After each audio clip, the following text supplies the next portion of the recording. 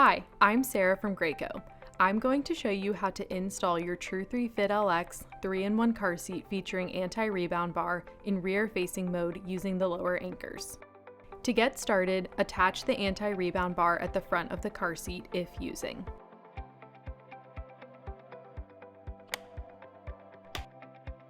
Next, store the tether and remove the lower anchors from their storage location.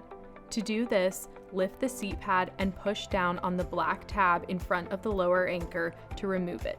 Repeat on the other side.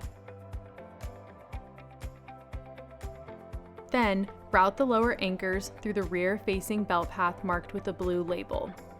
If the buckle is in the middle or innermost position, then route the belt in front of it. If the buckle is in the front position, then route the belt behind it. Make sure the strap lies flat and is not twisted in the belt path. Use the front recline handle to adjust the recline to positions 1 or 2 as marked on the blue label. Make sure it clicks into place. Place the car seat rear facing in your vehicle. Make sure the base of the car seat is flat on the vehicle seat and at least 80% of the base is on the vehicle seat. Now, check the level indicator to ensure the ball is completely within the blue zone. If it's not, adjust the recline. Next, extend the lower anchor strap by pressing on the gray button and pulling on the webbing. Now you can attach the lower anchor connectors to the anchors in your vehicle on each side. Next, pull the strap to tighten.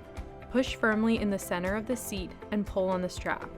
You can also pull the free end of the strap through the belt path to help tighten if needed. Test for tightness. Place your hands at the rear-facing belt path and move the seat side to side and front to back. It should not move more than 1 inch.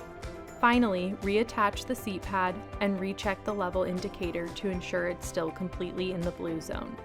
Your car seat is now installed.